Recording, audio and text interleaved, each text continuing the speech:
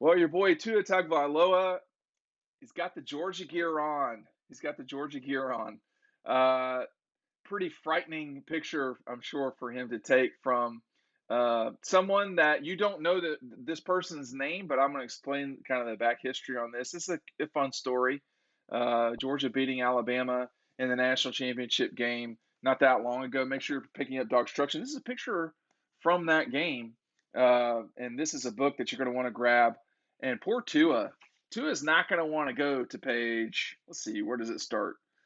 Tua is not going to want to go to page 64 to see what happens this time. There's no miracle this time, Tua. Poor guy, played against Georgia twice, and I know this is going to really get the Alabama people going, but he didn't play well either time. He hit one ball, and it was a huge ball, and it really mattered a lot. Don't get me wrong, but they were after him that whole. Go back and look at the statistics, and we'll talk about that a little bit in the future. So Ann Nolan, Anne, Ann is one of the most important people in the Miami Dolphins organization. Really smart young woman who has worked her way up in the NFL in a matter of no time, seemingly. But she made a bet as usual with Miami Dolphins player Tua Tagovailoa, and he had to wear the Georgia gear that you saw at the on the picture of this on the picture of this video, and it just shows that how serious it is in those NFL locker rooms when it comes down to it, because uh, that had to have been a difficult moment for him. I mean, the week before that, about a month before that, excuse me, Ann had on a Georgia shirt, excuse me, an Alabama shirt, because of course Alabama had won the game against the Dogs in the SEC championship game. I guess nobody really thought that. I mean, I guess Tua really didn't think that he would have to be subjected to wearing the Georgia jersey or the Georgia top, but he did.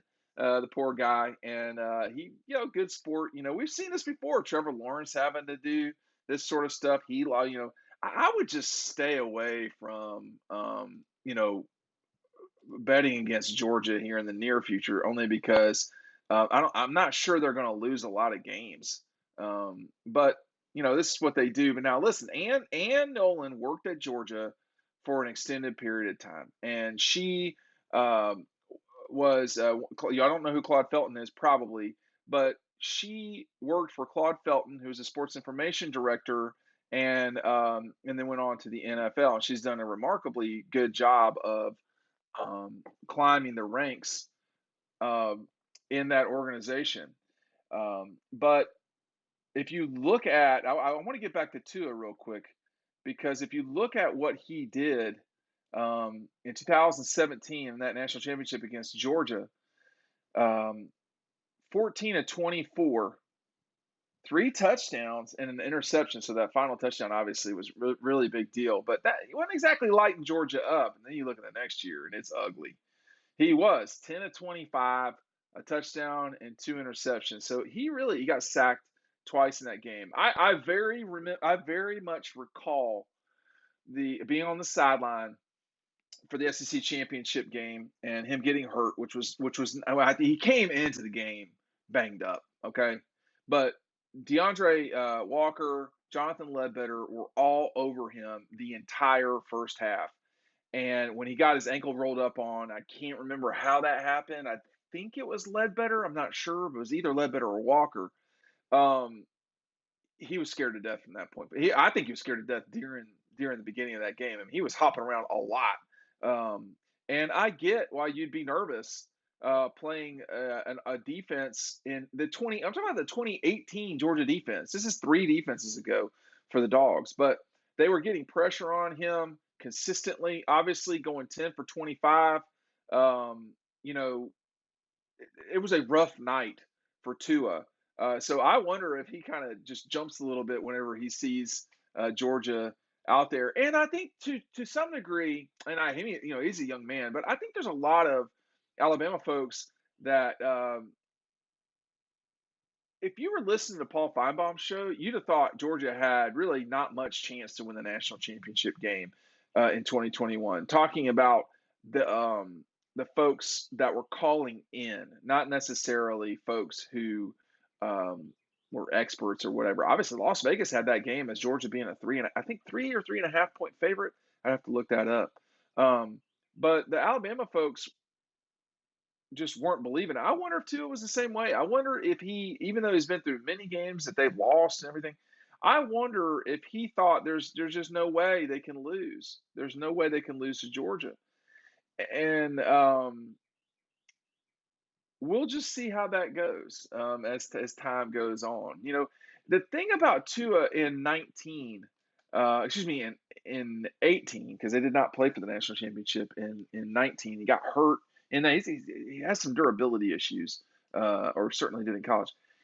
When a front four got after him, he was in real trouble. I mean, and that's always the case with quarterbacks. That's why it's so funny for me to see people talk badly about Stetson Bennett, talking about how he can't lead them back and all this stuff, and if the defense isn't playing well, and if they're pressuring the quarterback. And I'm like, I don't care who the quarterback is. If you're getting pressured and your defense isn't playing well, you're losing. Like, you're going to lose that game. It's irrelevant if Tom Brady is your quarterback or if it's Joe Montana.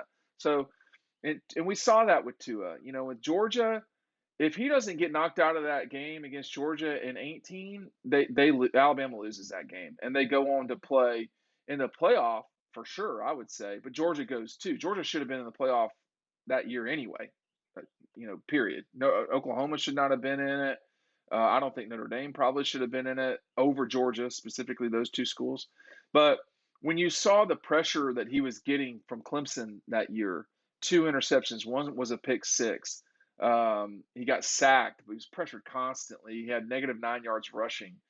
He had 21 yards negative rushing against Georgia, with two of those being sacks. He was not himself. The bulk of his games at Alabama, he had positive rushing yards. Well, he didn't against Georgia, and he didn't against Clemson. And those were the games where he really struggled. And honestly, there were other times when he didn't play well. But I'm just ranting now about Tua's performance at Alabama, but you could see it, and some of that definitely was him getting hurt.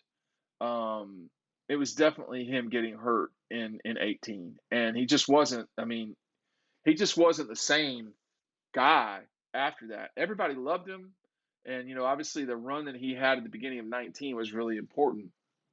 But when they got their brains kicked in by LSU, he was 21 of 40.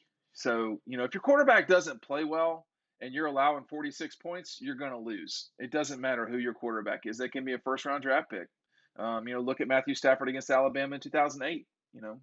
Alabama scored 40-something points and, 41 points, I think it was. And, Georgia got blown out. So I saw the picture with Ann and Tua. I thought it was hilarious, and I wanted to showcase it here. So I've talked with y'all about Tua for too long, but if it might always be second and 26 in Tuscaloosa, but it's always 33-18 in Indianapolis. Check out the book. We'll see you over on the website. Thanks for watching.